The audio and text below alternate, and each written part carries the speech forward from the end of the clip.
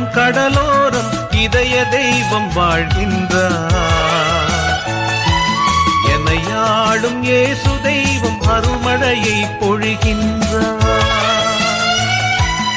அலையாளும் கடலோரம் இதய தெய்வம் வாழ்கின்றார். எனையாளும் இயேசு தெய்வம் அருள்மழையை பொழிகின்றார்.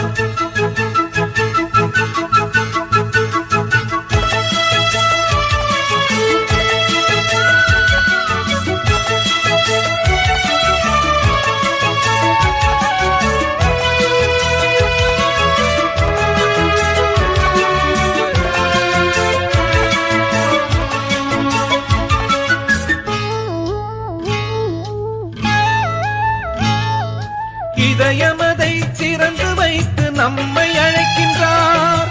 உதயமதை வாழ்வை காண அன்பாய் அழைக்கின்றார்.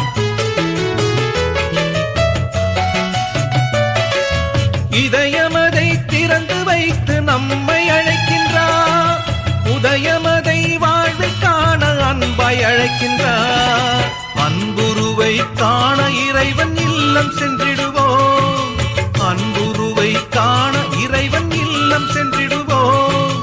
இன்பமுடன் உலகில் என்றும் வாழ கற்றிடுவோம். அலையாளும் கடலோரம் இதய தெய்வம் வாழ்கின்றார். எனையாளும் இயேசு தெய்வம் அருள்மழையை பொழிகின்றார்.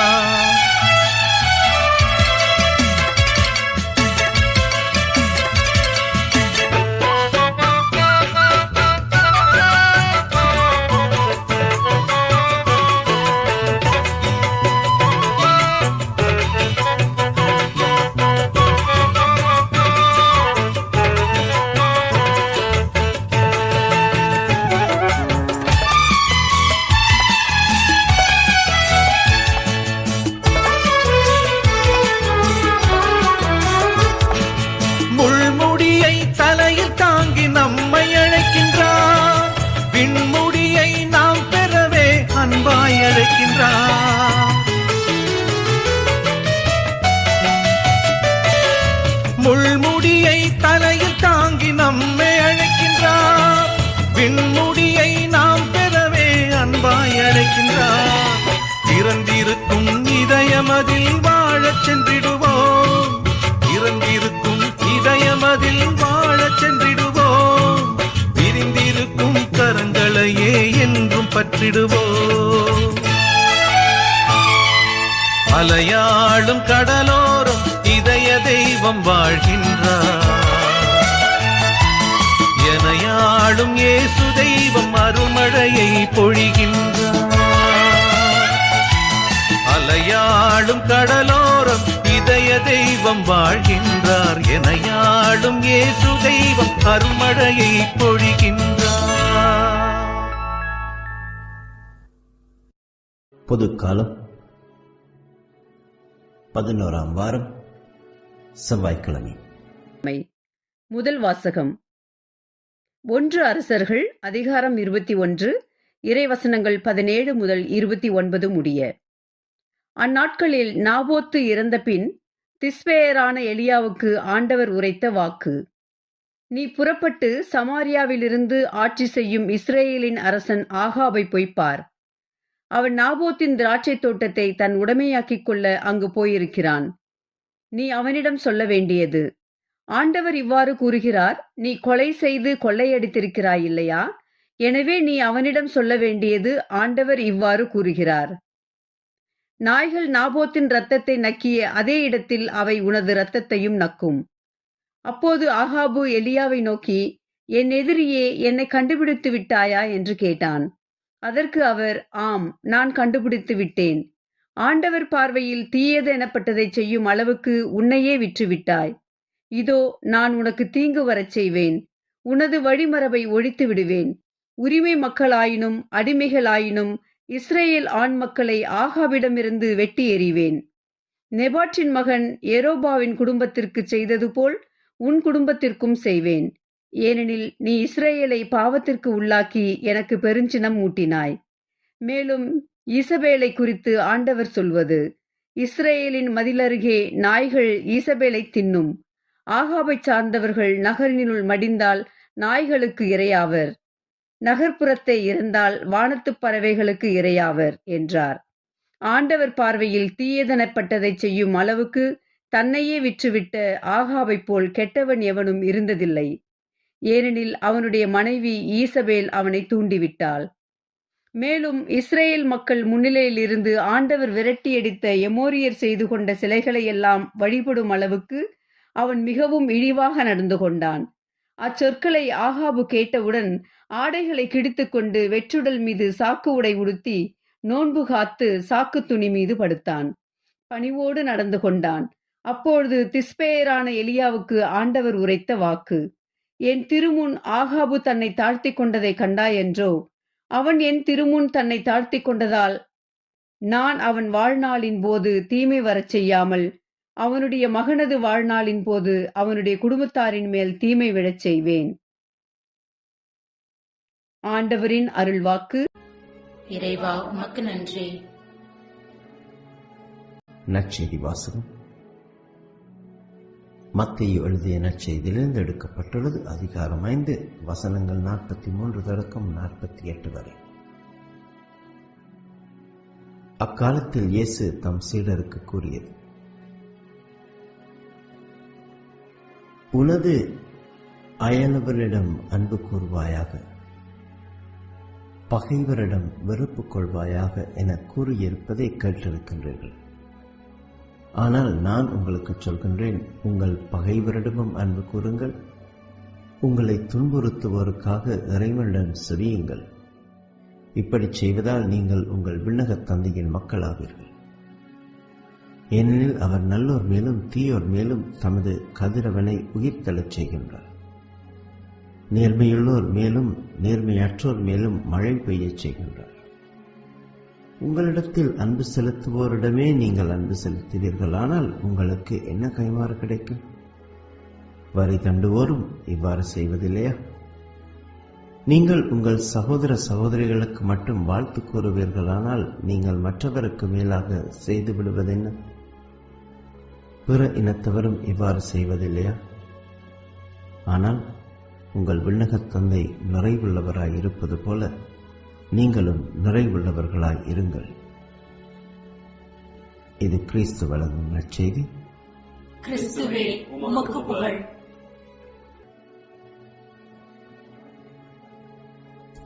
அன்புக்குரியவர்களே, இரண்டாம் உலகப் போர் சமயத்தில் ஹிட்லர் யூதர்களை கான்சென்ட்ரேஷன் கேம்ப்ஸ் என்று அழைக்கப்படும் சித்திரவதை முகாம்களில் அடைத்து வைத்து கடுமையான கொடுமைகளுக்கு அவர்களை ஆளாக்கியது குறித்து நாம் அறிந்திருக்கின்றோம்.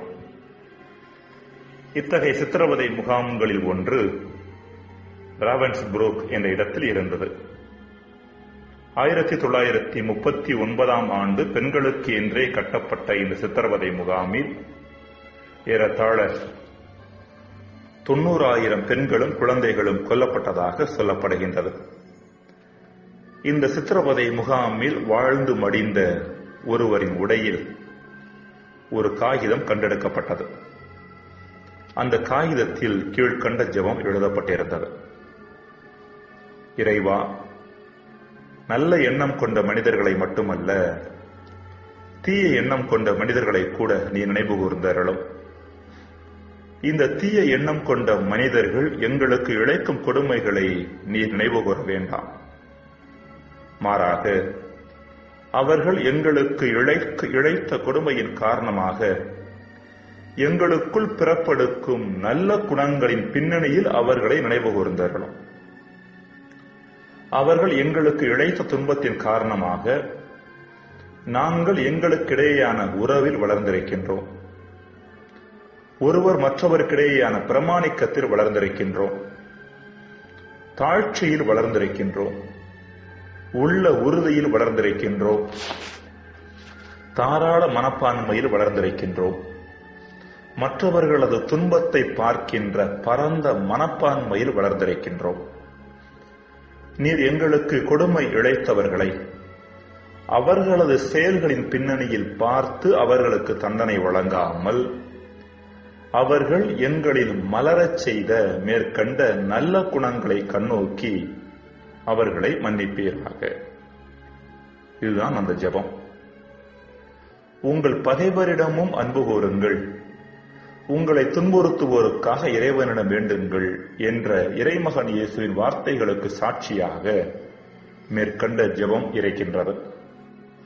அன்புக்குரியவர்களே, இன்றைய நற்செய்தியில் இறைமகன் இயேசு நமக்கு விடுக்கின்ற செய்தி ஒன்றுதான். பகைவர்கள் மட்டிலான நமது பார்வையும் அணுகுமுறையும் மாற வேண்டும் என்பதுதான். பல வேளைகளில் நம் வாழ்வில் இருந்து பகைவர்களை அப்புறப்படுத்துவதிலேயே நாம் குறியாக இருக்கிறோம். காரணம், அவர்களால் தான் நம் வளர்ச்சி பாதிக்கப்படுகிறது என்று எண்ணுகின்றோம்.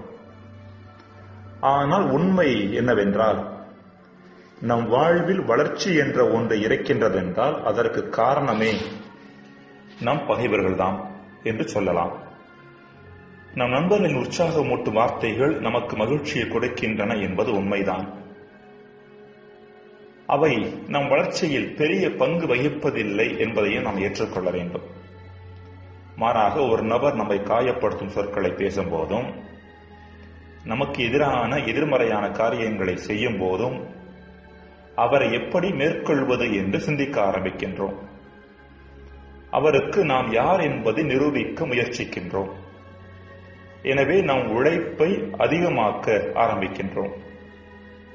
திறமைகளை வெளியே கொணர முயற்சிக்கின்றோம். வேறு வகையில் சொல்ல போனால் வளர ஆரம்பிக்கின்றோம். நம் நண்பர்களின் நற்சொற்கள் நம் மீது வீசப்படும் பூக்கள் போன்றவை.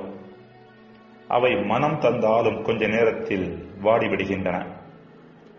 நம் எதிரிகளின் எதிர்மறை செயல்பாடுகள் நம்மை காயப்படுத்துவதற்காக நம் மீது எறியப்படும் கற்கள் போன்றவை. கொஞ்சம் கவனத்தோடு இருந்தோம் என்றால் அக்கற்களை லாபகமாக பிடித்து அவற்றை கீழே போட்டு அதன் மேல் ஏறி நின்று நாம் தளத்தையும் தரத்தையும் உயர்த்திக் கொள்ளுவோம். இன்றைய முதல் வாசகத்தில் இஸ்ரேல் அரசன் ஆகாப்பு மனம் மாறுவதற்கும் நல்லவனாக மாறுவதற்கும் காரணமாக இருந்தது அவன் தனது எதிரியாக கருதிய எலியாதான். ஜெபம். இறைவா, எம் பகைவர்கள் எம் வளர்ச்சிக்கு உதவுகிறார்கள் என்பதை உணர்ந்து அவர்கள் மட்டிலான எங்கள் அணுகுமுறையை மாற்றிக்கொள்ள வரம் தாரும். ஆமென்.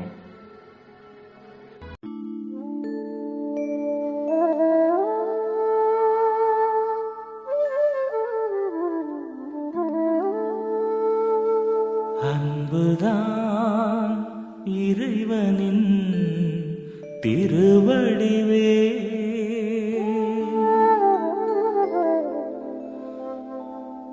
அன்புதான் இறைவனின் திருப்பெயரே.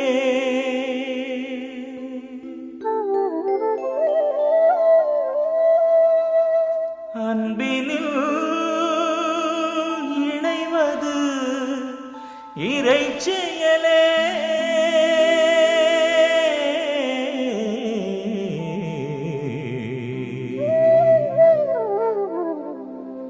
இறைவனின் அருள் செயலே.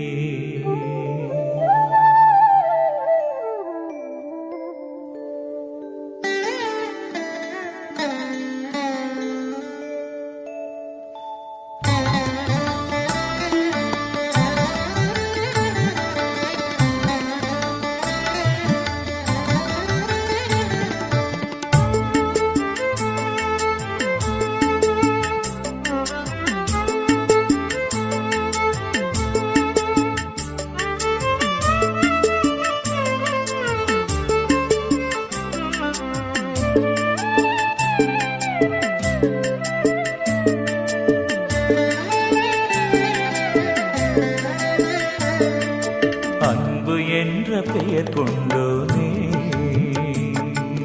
அன்பை தாராயோ எம்மை ஒன்று சேராயோ, அன்பை தாராயோ எம்மை ஒன்று சேராயோ.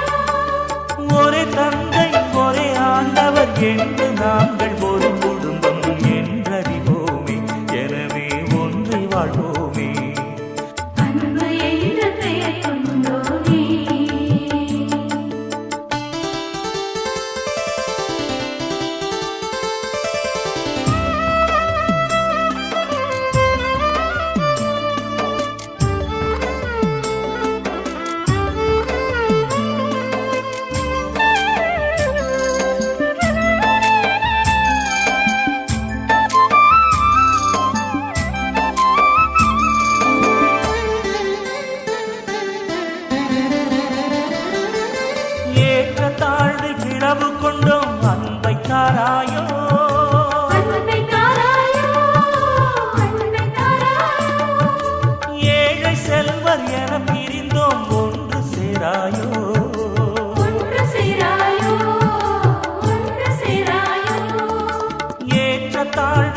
பிளவு கொண்டோம் அன்பை தாராயோ ஏழை செல்வர் என பிரிந்தோம் ஒன்று சேராயோ அன்பை தாராயோ எம்மை ஒன்று சேராயோ அன்பை தாராயோ எம்மை ஒன்று சேராயோ அன்பு என்ற பெயர் கொண்டோனே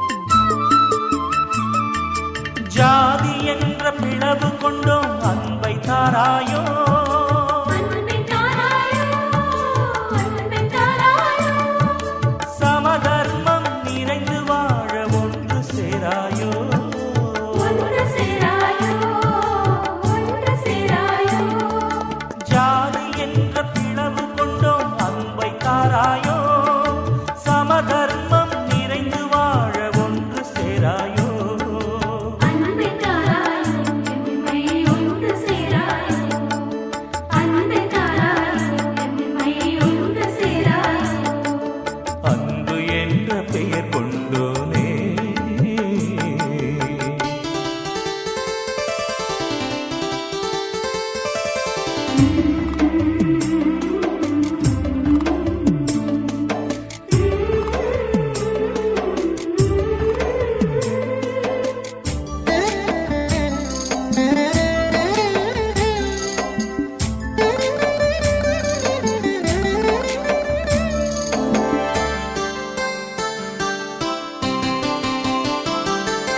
மதங்கள் என்னும் பிரிவு கொண்டோம் அன்பை தாராயோ அன்பை தாராயோ அன்பை தாராயோ மனம் ஒன்றி இணைந்து வாழ ஒன்று சேராயோ ஒன்று சேராயோ ஒன்று சேராயோ மதங்கள் என்னும் பிரிவு கொண்டோம் அன்பை தாராயோ மனம் ஒன்றி இணைந்து வாழ ஒன்று சேராயோ அன்பை தாராயோ எம்மை ஒன்று சேராயோ அன்பை தாராயோ எம்மை ஒன்று சேராயோ அன்பு என்ற பெயர் கொண்டோனே